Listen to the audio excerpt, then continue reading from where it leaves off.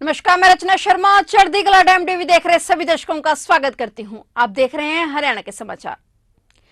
करनाल में सामने आए भ्रष्टाचार के मामले में विपक्षी पार्टियों ने एकजुट होकर सरकार को घेरना शुरू कर दिया है। आम आदमी पार्टी के कार्यकर्ताओं ने कल करनाल स्थित सीएम आवास पर पहुंचकर एक अनोखा प्रदर्शन किया। आप कार्यकर्ता नवीन जयहिंद और अनूप संधू के नेतृत्व में सैकड़ों की संख्या में कार्यकर्ता गोबर की रेडी और हाथों में उपले लेकर सीएम आवास का घेराव करने पहुंचे। दूसरी ओर करनाल पुलिस द्वारा प्रदर्शनकारियों को सीएम आवास तक पहुंचने से रोकने के लिए पुख्ता इंतजाम किए गए। बैरिकेडिंग के साथ साथ पुलिस ने वाटर कैनन और आंसू गैस के गोले छोड़ने की भी तैयारी की। हालांकि इनका इस्तेमाल नहीं किया गया। बता दें कि करनाल में डीटीपी विक्रम सिंह और तहसीलदार राजपक्ष अरोड़ा को करप्शन के मामले में गिरफ्तार करने के बाद विपक्षी पार्टियों द्वारा इस मामले में बड़े बड़े नाम शामिल होने के आरोप लगाए जा रहे हैं। नवीन जयहिंद ने पहले भी प्रेस वार्ता करते हुए सवाल उठाया था कि करनाल में हो रहे भ्रष्टाचार को लेकर 7 सालों में मुख्यमंत्री को भनक क्यों नहीं लगी।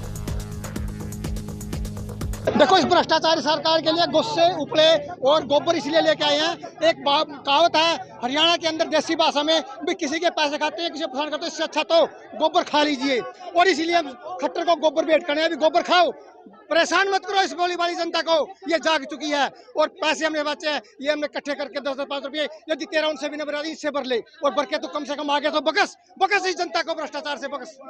अंबाला चंडीगढ़ हाईवे पर एक प्राइवेट यूनिवर्सिटी के सामने खाली पड़े मैदान में 3 जिंदा हैंड ग्रेनेड और एक आईईडी मिलने से इलाके में सनसनी फैल गई। प्रवासी श्रमिकों द्वारा खाली मैदान में हैंड ग्रेनेड को देखा गया और तुरंत इसकी सूचना पुलिस को दी गई। इसके बाद पुलिस और बम डिफ्यूज टीमों ने मौके पर पहुंचकर तीनों जिंदा हैंड ग्रेनेड को सावधानी पूर्वक डिफ्यूज किया।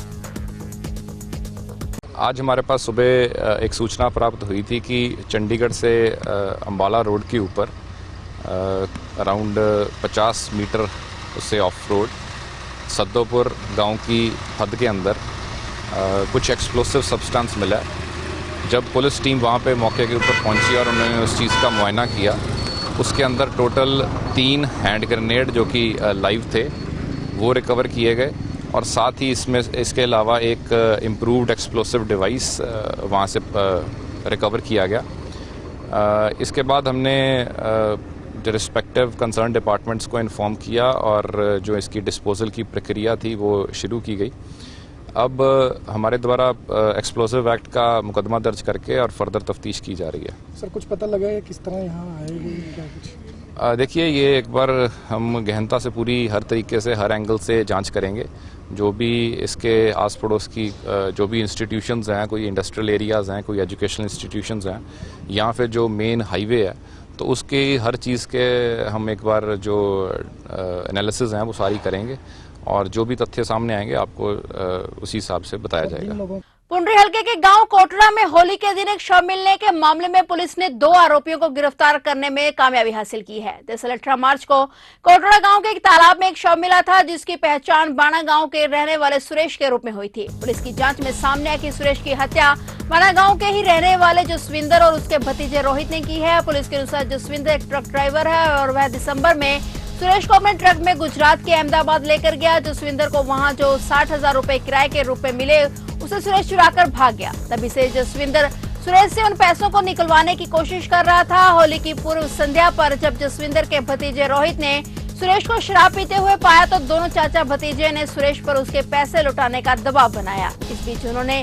लाठी डंडों से सुरेश की पिटाई भी की। मामला इतना बढ़ गया कि दोनों ने सुरेश को मौत के घाट उतार दिया। उसी रात इन दोनों ने साथ लगते गांव कोटड़ा के तालाब में शव को ठिकाने लगा दिया। अगले दिन जब लोगों ने सुरेश का शव देखा तो पुलिस को इसकी जानकारी दी गई। पुलिस ने त्वरित कार्रवाई करते हुए अगले ही दिन दोनों चाचा भतीजे को गिरफ्तार कर लिया।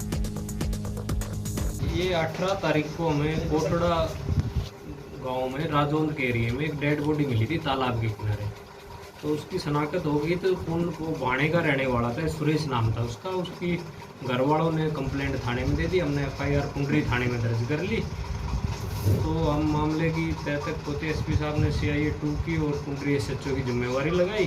तो हमने इसमें 2 बंदे कल गिरफ्तार कर लिए, जसविंदर और रोहित। वो भी भाणा गांव के। ये मरने वाला भी भाणा गांव का था। इनका ये मामला था अभी तक हमारी तफ्तीश में जो आया है। ये जसविंदर ट्रक ड्राइवर था ये, और ये अपने ट्रक पर इसके साथ ये सुरेश को भी लेके गया था दिसंबर में। तो 60,000 रुपये उसने वहाँ से किराया वगैरह मिला था अहमदाबाद। तो जसविंदर कुछ खाने पीने के लिए नीचे चला गया, तो इसने वो पैसे लेके और ये वहाँ से गायब हो गया। तो दिसंबर से ये पैसे मांग रहा था इसके के पास से, कोई पैसे दे दे, तू पैसे क्यों लिया है मेरी ट्रक से, मैं भाड़ा लेना था। तो इसको गोड़ मोड़ कर रहा था, कोई पैसे तो मैं अभी नहीं दूंगा, आगे दूंगा। तो ये 17 तारीख को होली वाले दिन ये शाम को ये विष्णु मंदिर है वहाँ पे भाड़ा गांव में, वहाँ पे ड्रिंकिंग कर रहा था। इसके भतीजे ने रोहित ने देखा, तो रोहित ने जसविंदर को बुला लिया कि भैया यहाँ पे है ना सुरेश बहुत दिनों से ताक में थे। तो इसको जसविंदर को बुला लिया, अपने चाचा को भी, इसको ये अपने कोठड़ी में ले गए बुला के बातचीत के जरिए। तो वहाँ और भी जैसे चले गए साथ में, तो ये दारू तो सारे पिए हुए थे। वहाँ पूछते रहे भाई तू मेरे पैसे कब देगा, सच करके और सारे चले गए। तो इसने जसविंदर ने रोहित ने इसको मारना स्टार्ट कर दिया और इसको डंडों से और ये जो चक्की वाला पट्टा होता है उससे और इसको मारा। और तो इसको फिर 18 तारीख को इसको वहाँ पे ये रात को ही वहाँ पे कोठड़े गांव में राजौंद के एरिया में डाल कर आ गया डेड बॉडी का। कल हमने इसको यहाँ से गिरफ्तार कर लिया है।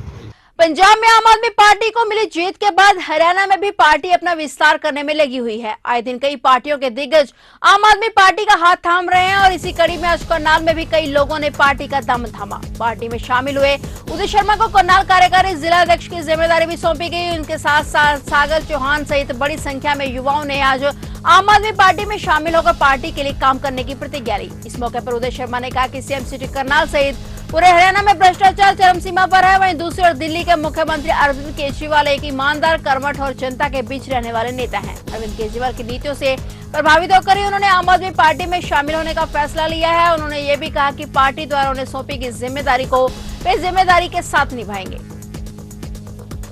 मैं आम आदमी और आम आदमी पार्टी में जुड़ूंगा, क्योंकि आज के हालात देख के जो भ्रष्टाचार इतना हो रहा है, मेरे करनाल सिटी में देख लो इतना भ्रष्टाचार है, उसको देख के एक अच्छी पार्टी है।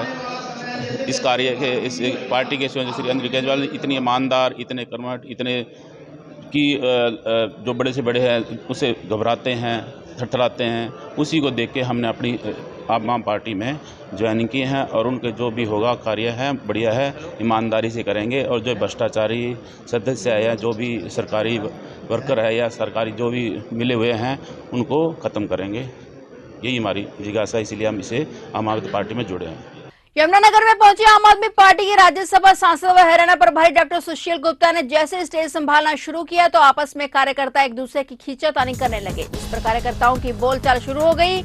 आप पार्टी के कार्यक्रम में कार्यकर्ता हरियाणा के प्रभारी के सामने ही पहले स्टेज पर व बाद में स्टेज के नीचे आपस में बहस करते नजर आए। स्टेज से उठकर खुद प्रभारी ने दोनों कार्यकर्ताओं को समझाया। बाद में सवाल पूछे जाने पर बोले, जब परिवार बढ़ता है तो बर्तन बचते ही हैं। वहीं पर उन्होंने कहा कि आम आदमी पार्टी ईमानदार राजनेताओं की कद्र करती है, न कि भ्रष्टाचारों की।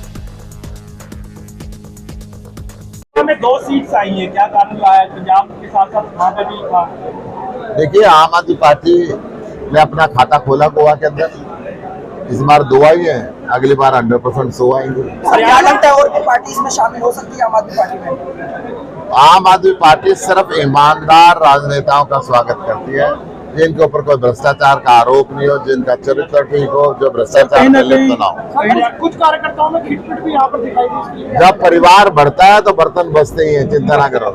प्राइवेट स्कूल की मनमानी के खिलाफ अभिभावकों का सदर बाजार में रोष प्रदर्शन देखने को मिला। सरकारी आदेश के बावजूद कुछ स्कूल अभिभावकों पर बड़ी फीस व एनुअल चार्ज देने का दबाव डाल रहे हैं। ना देने पर कई स्कूल प्रशासन वालों ने 9वीं क्लास के बच्चों का परीक्षा परिणाम भी रोक दिया, जिसके चलते सरकार व स्कूल प्रशासन की तानाशाही से तंग आकर स्टूडेंट स्कूल लिविंग सर्टिफिकेट लेने को मजबूर हो रहे हैं। वहीं अभिभावकों ने शिक्षा मंत्री से बच्चों का भविष्य बचाने की गुहार लगाई है। सर, एनुअल चार्जेज और फीस को लेके एक्चुअली ना, अगर हमारे पास 2 बच्चे हैं, हम कहाँ से पे करेंगे इतना? फीस भी बढ़ा दी, एनुअल चार्जेस भी ले रहे हैं, अभी भी आ रहा है एनुअल चार्जेस, कैसे पे करेंगे हम? डबल हो गया हमारा सर, है ना। तो हमें न्याय चाहिए बस। खंडपुंडरी के शिक्षा विभाग के बीओ ऑफिस के गेट पर ताला लगा दिया गया। पुंडरी ब्लॉक से सन 2020 से 2021 में बीओ अधिकारी के माध्यम से 18 बच्चों की अप्रेंटिस शिक्षा विभाग द्वारा भिन्न स्कूलों में वो शिक्षा विभाग के ऑफिस पुंडरी में लगाई गई थी। आज तक सभी 18 बच्चों का उनका मानदेय नहीं मिला, जो कि सभी बच्चों का 18 लाख रुपए के लगभग बनता है। बच्चे डीई ऑफिस कैथल और डीसी साहब कैथल को भी कई बार मिल चुके हैं और हर बार बच्चों को आश्वासन दिया जाता है। बच्चों का कहना है कि हम जाएं तो कहां जाएं। बच्चों ने कहा कि हम अब यहीं ऑफिस के सामने बैठेंगे और जब तक हमारा कोई समाधान नहीं हो जाता तब तक यहीं पर बैठे रहेंगे। इस मौके पर जेजेपी नेता राजू पाई भी पहुंचे और अधिकारियों को बच्चों की 29 मार्च से पहले समाधान कराने की बात कही। अगर 29 तारीख तक समाधान नहीं हुआ तो 29 तारीख को डिप्टी सीएम दुष्यंत चौटाला पुंडरी में पहुंच रहे हैं। राजू भाई ने कहा कि अगर समाधान नहीं हुआ तो यह समस्या डिप्टी सीएम दुष्यंत चौटाला के सामने रखी जाएगी और जो भी कार्रवाई होगी उनके अधिकारी खुद जिम्मेदार होंगे। हमने हमारे स्तर पे डिमांड की हुई है और प्रॉपर चैनल डिमांड हमारे जहाँ से बजट लिए होते हैं पहुँची हुई है और बजट आते ही हम इनका पैसा निकलवा के इनके खातों में डलवा दें। पहले भी आपने डिमांड की है इसकी? डिमांड हमने पहले तो अभी तो कुछ नहीं आया।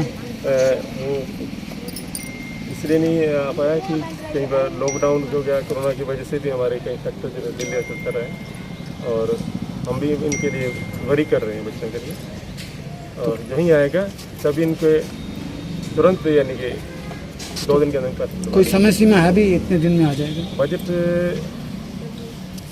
एलोकेशन का एक प्रोसेस है और उसमें we cannot specify the time limit,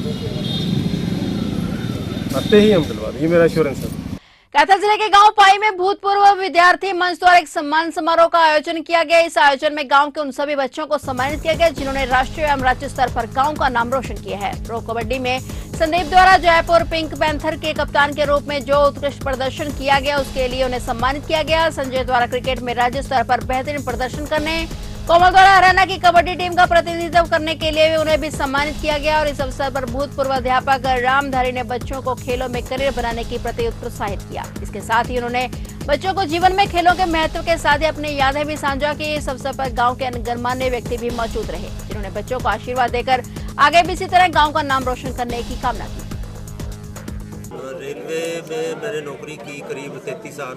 तो रेलवे में बहुत बड़ा डिपार्टमेंट है स्पोर्ट्स का जो इंटरनेशनल लेवल पे भी रिप्रेजेंट करता है और ख़ासकर अपने गांव में आके यही देखा, वैसे अखबारों में भी पढ़ते थे, खासकर लड़कियों की एजुकेशन और स्पोर्ट्स।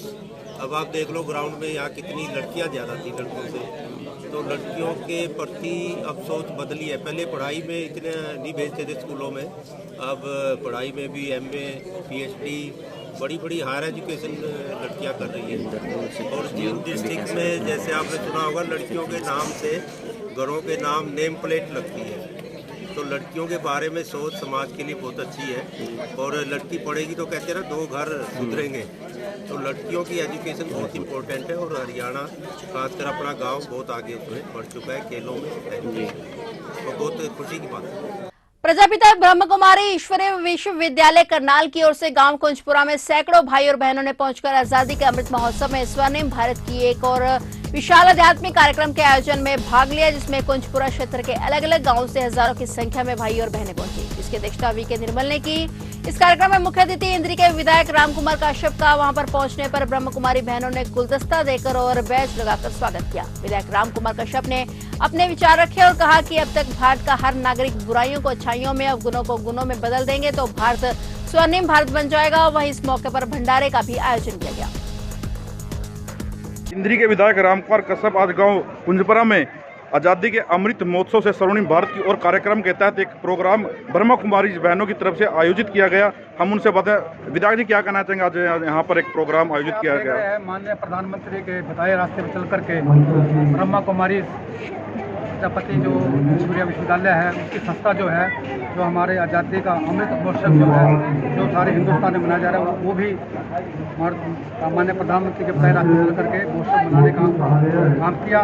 मेरे को यहाँ पर बुलाया, इन्होंने मेरा स्वागत किया, इसके लिए मैं इनका धन्यवाद करता हूँ, बहुत बहुत बधाई देता हूँ। और मैं कह सकता हूँ जिस प्रकार की ब्रह्म कुमारी ईश्वरीय विश्वविद्यालय काम कर रहा है, इंसान को आत्मा से जोड़ करके भगवान से मिलने का रास्ता बताने काम कर रहा है, तो निश्चित तौर से ये हमारे देश को राष्ट्र के निर्माण में इनका अहम योगदान है।